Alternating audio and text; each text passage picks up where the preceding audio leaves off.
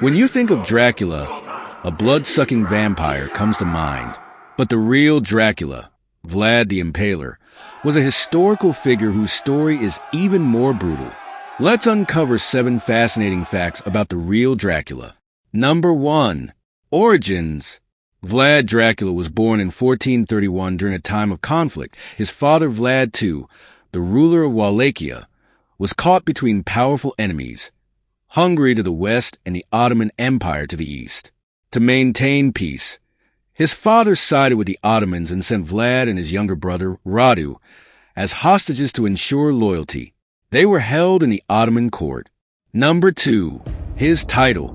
Vlad II Dracula was a member of the Order of the Dragon, which is why he took the surname Dracula, meaning the dragon.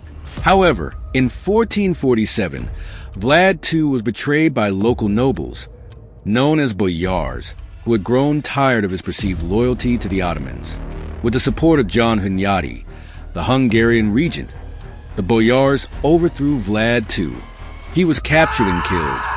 Some sources say he was blinded and buried alive, while others suggest he was murdered more swiftly.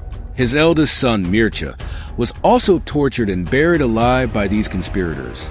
After learning of his father and his elder brother's death, he would later return to Wallachia and secure his father's throne and becoming the new ruler. After this, he launched a campaign of revenge against the boyars who had betrayed and killed his family. In a notorious event, he invited hundreds of boyars on the Easter holiday for a banquet.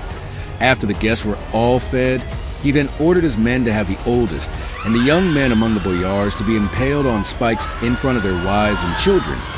This would earn him his title the Impaler, as this was his favorite way of punishing his enemies.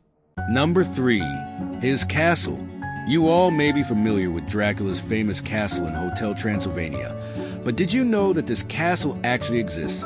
Remember the boyars who were impaled by him? Their wives and children were forced to march towards a ruined castle called the Poenary Castle, which was built by rulers before Vlad, but it had fallen into ruin. In order to rebuild it, he forced the women and children, and they had to work in extreme conditions.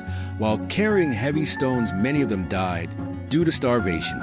This castle can still be visited to this day. Number 4. His clash with Mehmet II. Vlad's hatred for the Ottoman Empire came to a head when Sultan Mehmet II demanded tribute payments. Vlad refused, leading to a brutal conflict.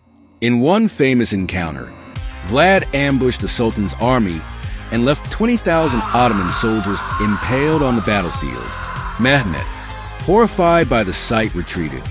Number 5. His death. Vlad's reign of terror ended in 1476 when he was killed in battle against the Ottomans. Some sources say his own men betrayed him, while others claim he was ambushed. His head was reportedly sent to Sultan Mehmet as proof of his death, though his body's final resting place remains a mystery. Number 6. His legacy in Romania. Vlad is remembered differently depending on wherever you are. In Romania, which was formerly Wallachia in his time, he is seen as a national hero for defending it against the Ottomans, despite his cruelty.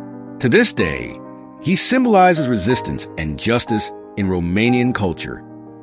Number 7. In popular culture, Vlad's terrifying reputation inspired Bram Stoker's 1897 novel Dracula. While Stoker borrowed Vlad's name, the character is a fictional vampire.